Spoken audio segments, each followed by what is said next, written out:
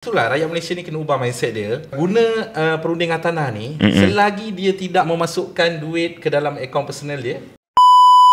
Kita nak menjual ataupun kita nak membeli, tapi kita tak tahu sama ada dia ni rent kan tadi. Rent ataupun dia tu broker. Andai kata kalau kita dapat tahu dia tu adalah semata-mata seorang broker. Contohnya saya nak beli rumah. Saya tanya kawan saya nak beli rumah. Ada tahu tak mana-mana rumah? Mungkin dia ada pengalaman atau dia tak ada pengalaman, kita tak tahu, Allahu a'lam. Okay. Tapi rupanya dia ni bukanlah yang berdaftar.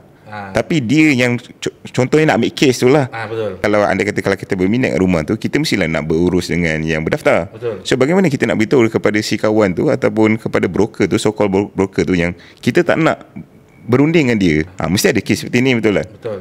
Dekat dalam Malaysia ni, apa kita guna real estate agency ni adalah sebab dia ada client account. Duit booking apa semua mesti masuk dekat client account. Hanya agensi saja yang boleh pindah keluar dan masuk. Macam Haji jumpa orang macam tadi cerita tu kan.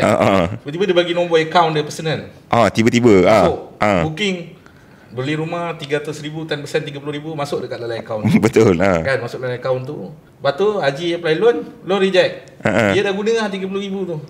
Nak minta balik pun tak boleh kan? Tak dapat. Itulah rakyat Malaysia ni kena ubah mindset dia. Guna perundingan tanah ni selagi dia tidak memasukkan duit ke dalam akaun personal dia, duit tu selamat. Contoh macam saya cakap tadi, saya di bawah MN Associate. Selagi duit tu dekat dalam akaun MN Associate, kita tak boleh keluarkan dengan sewenang-wenangnya. Itu kira macam security lah. Security. Macam lawyer pun ada client account dia. Real estate agency pun dia ada client account dia. Jadi tu kenapa kita tak nak gunakan ejen tanah? Faham. Sebab di negara-negara luar tak boleh buat transaksi sendiri.